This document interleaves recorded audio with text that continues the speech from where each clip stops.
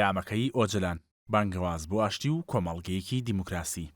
پەکەکە لە سەدەی 20م دامەزراوە. تند و تیشترین سەدەی مێژووە.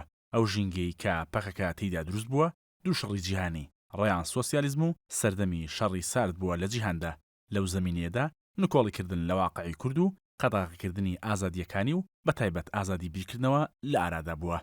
لە ڕووی تیۆری و بەرنامە و ستراتیژ و تاکتیکەوە سیستەمی سۆسیالیستی ڕاستەقینەی سەدا کاریگەری لەسەر ئەو دروستبوونە هەبووە.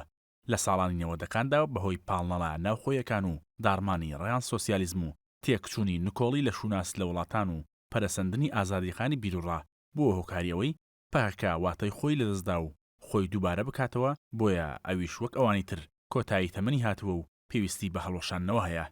پەیوەندی نێوان کورد و تورک بە درێژایی زیاتر لە 1000 ساڵی مێژوودا تورک و کورد بۆ بەردەوامیدان بە هەبوونی خۆیان و لە دژی هێز هەژمونگەرەکان بمێننەوە هەمیشە بە پێویستیان زانیوە بە دڵخوازی و هاوپەیمانەتی بمێننەوە.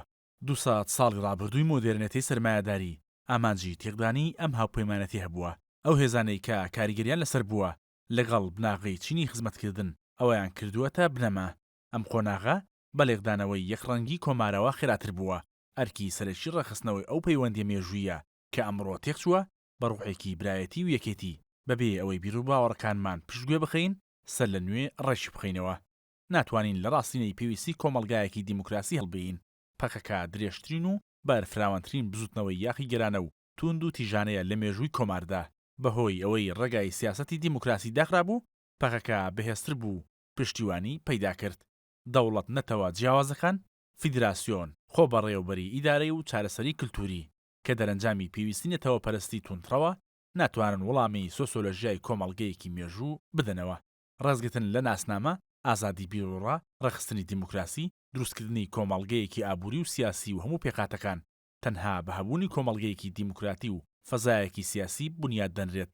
سەدەی دووەمی کۆمار تەنها بە تاجدارکردنی دیموکراسی دەبێتە خاوەنیەکێتی و بەردەوامی و هەمیشەیی. جگە لە دیموکراسی هیچ ڕێگەیەکی تر نییە بۆ گەڕان بە دوای سیستەمێک و جێبەجێکردنیدا. کۆدەنگی دیموکراتی میتۆدی بنەڕەتیە. دەبێت زمانی سەردەمی ئاشتی و کۆمەڵگەی دیموکراتیش بە گوێرەی ئەو ڕاستیە پرەی پێ بدرێت. ئەو بانگەوازەی بەڕێز دەوڵەت باغجەلی کردی، ئەو ئیرادەیەی بەڕێز سەرۆک کۆمار نیشانیدا، هەڵوێستا ئەرێنیەکانی لایەنەکانی دیکە. ئەم پرۆسەیە خوڵقاندووە و منیش لەم پرۆسەیەدا داوای داماڵینی چەق دەکەم و بەرپرسیارەتی مێژووی ئەم بانگەوازەش لە ئەستۆ دەگرم.